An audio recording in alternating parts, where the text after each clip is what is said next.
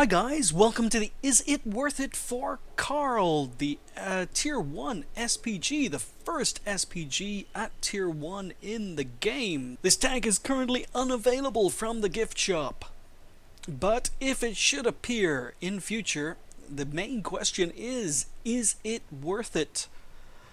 Well, let's find out. The first thing you'll notice when looking at Karl is it has a very unique hull. Unfortunately, that hull is very boxy. Lots and lots of flat surfaces. That means that enemy HE is going to do a lot of damage. You're not going to bounce a lot of shots in this tank, and even angling won't help you that much, because even a slight angle, you're still presenting a lot of flat areas where enemy tanks can hurt you. The unique feature of this tank is that you will only be fighting against other Karls. It's kind of like a Karl war. So as a Tier 1 tank, how does it stand up against other Tier 1 tanks? Well, let's just take a look. Now, this is a German tank, so I think the obvious comparison will probably be the Leica tractor. So we'll just bring up the Leica tractor here. And we're going to bring up Karl's details here. Now, the first thing we'll notice is that Karl has slightly more hit points than the Leica tractor. Now, the Leica tractor is a great Tier 1 tank with 110 hit points. Karl has that slightly beaten with 1,500 hit points. So we've got to give the hit point advantage to the Karl. But on the other hand, the Karl does have all those flat surfaces, which means that you will be taking a lot of damage. We'll take a look at the weight, and you'll see that the Karl is actually significantly heavier than the Leica tractor. Now, you would think that that would mean that the Leica tractor is actually a faster tank. It is a smaller tank, but you would be wrong. Karl has an amazing 1,200 horsepower engine, which at Tier 1 is just incredible. It eclipses the 51 horsepower engine that is equipped on the Leica tractor. And it allows, even though this thing weighs 21 tons and can support up to 50 tons, it will allow it to travel up to 70 kilometers an hour.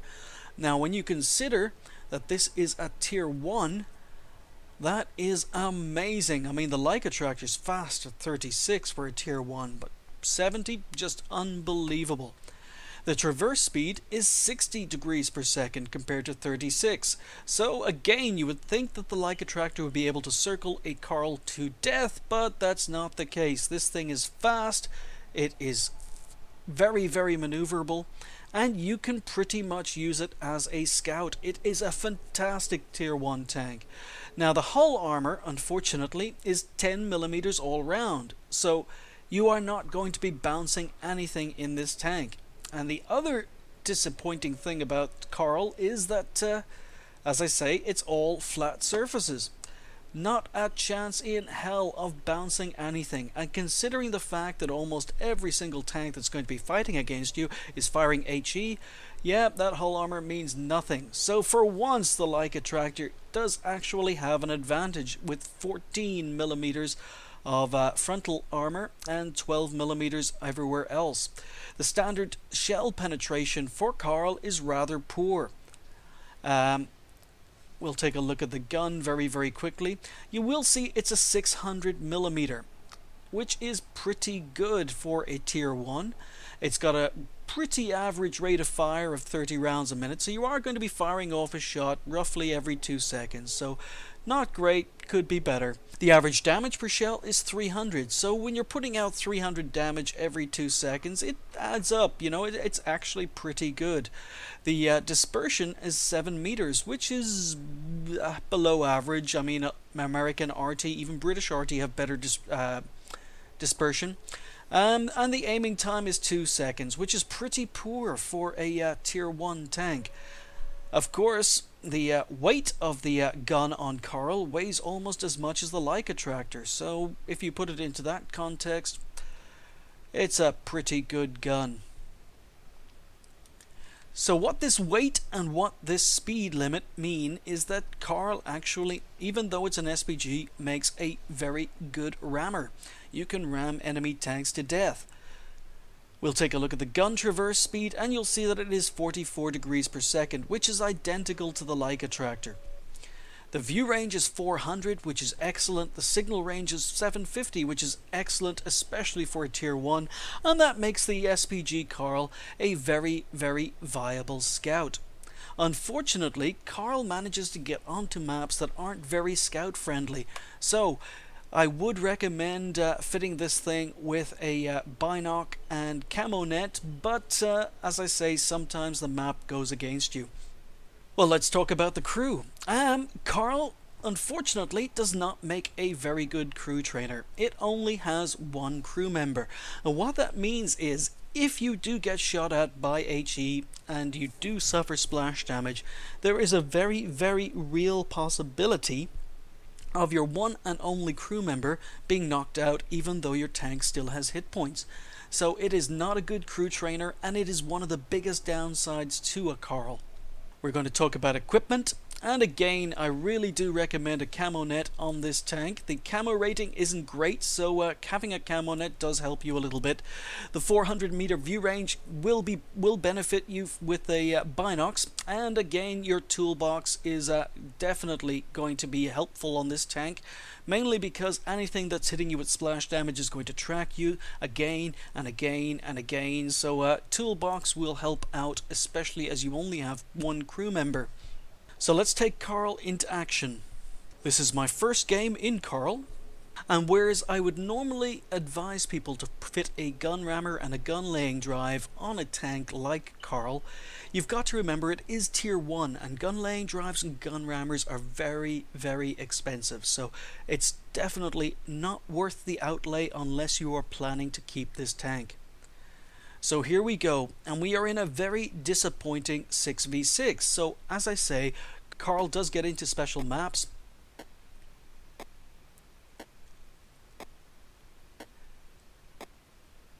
And it is a little bit frustrating, because I believe that Karl would be able to function perfectly on a map like Malinovka, Muravanka, if we could get this tank into maps that other tier 2s, other tier 1s get. It would be fantastic. But as such, we are stuck with Labyrinth.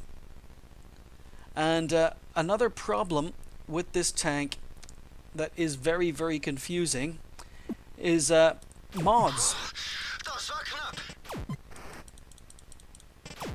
If you look at my mini-map, the mod I've installed basically shows Karls. Everyone is driving a bloody Karl, and that's how popular this tank has proved to be. Now, again, we're having problem with scenery.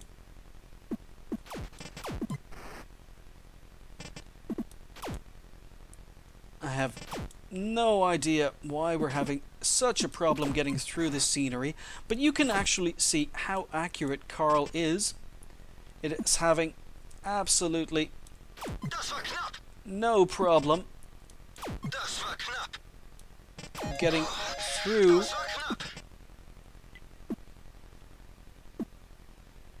most of the scenery.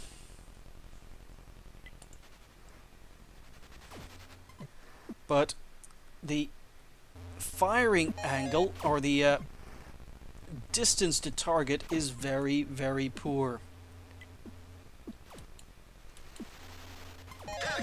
So there we go. As you can see, it's pretty accurate.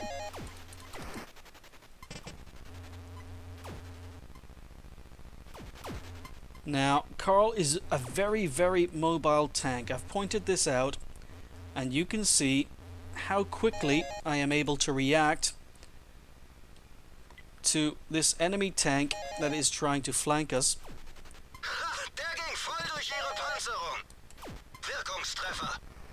Look at that traverse speed. And there we go. Kill number 1. I'm going to help out my teammate. Need to help out my teammate. Now, that was a friendly hit. And of course I get kill stolen for the final kill. So we are being flanked again. Unfortunately, can't get on target. And I've got a teammate blocking me. And you'll find this happens quite a lot on this map. This map is a very, very small map. And you'll find that your teammates can be quite selfish that way. So that was the first game I ever played in the Karl. And I think you'll agree that it showed some of the possibilities for this tank. So we've already gotten Battle Citizen. Now, unfortunately, because Karl is it's a very unique tank. The benefits and the enjoyment of playing this tank mean that you do not receive credits or experience. The experience of driving the tank really means that Wargaming do not need to give you a reward for playing. The fact that you don't receive credits, you don't receive experience, is not important. The fact is that driving the Karl is a reward in itself. There is a mission where if you finish in the top 5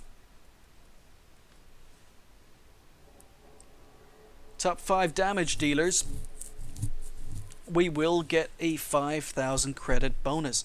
Now again, as I said, if you do want to fit a gun laying drive and a gun rammer on this tank, it's going to cost you almost 1,000,000 credits. So let's just assume that you can actually win 200 games and finish in the top 5 damage dealer in 200 games. Then I guess the gun laying drive and the gun rammer would pay for themselves.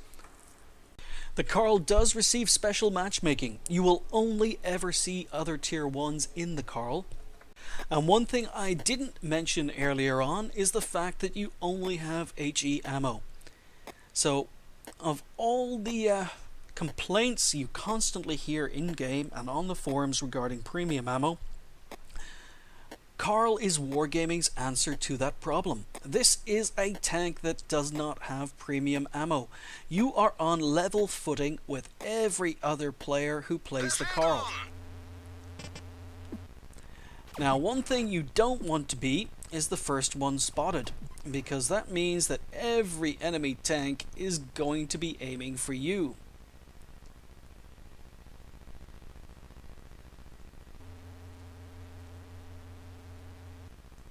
So what we're going to do is we're going to set up, we're going to use our view range, we're going to use our binocs, and we're going to try and spot the enemy tanks.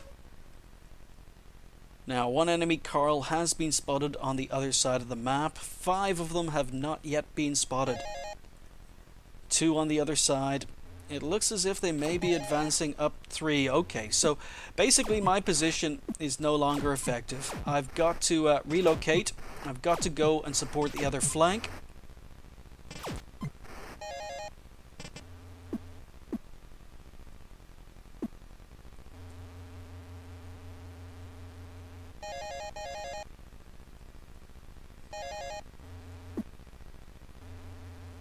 Now, this is where the speed and maneuverability comes in. I'm going to be trying to flank and work with the other Karl.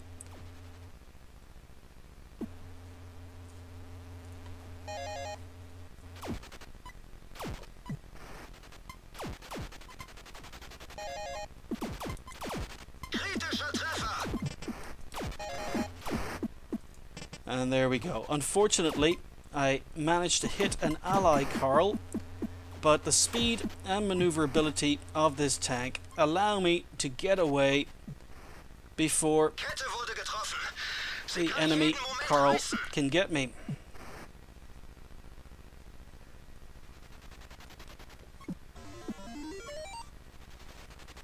Now, unfortunately, we are being capped.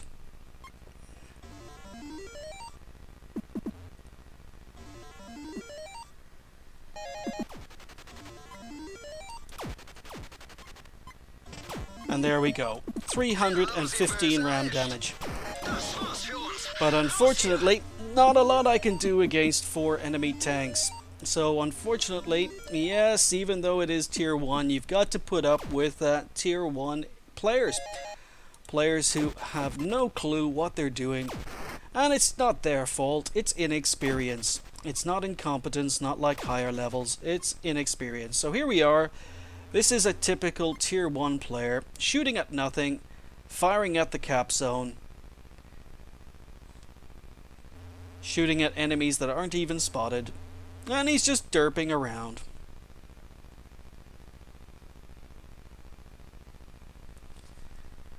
So, yeah, this is what you gotta put up. 8,000 games, still playing tier 1. This guy should be ashamed of himself. But he has been rather sneaky. He is setting up an ambush.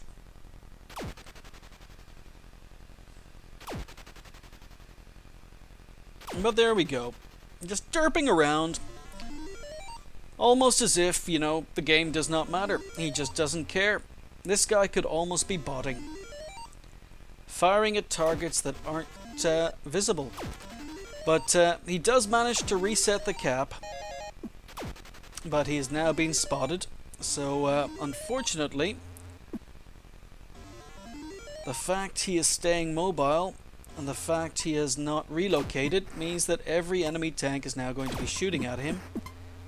You can see the amazing ram damage that the Karl can produce yet again. So that's twice in one clip. So there we go. So I think I've got enough stock footage to be able to put this review to bed. Don't have a lot else to talk about, and it just comes down to it. The Karl. Should this tank ever appear in the gift shop, is it worth it?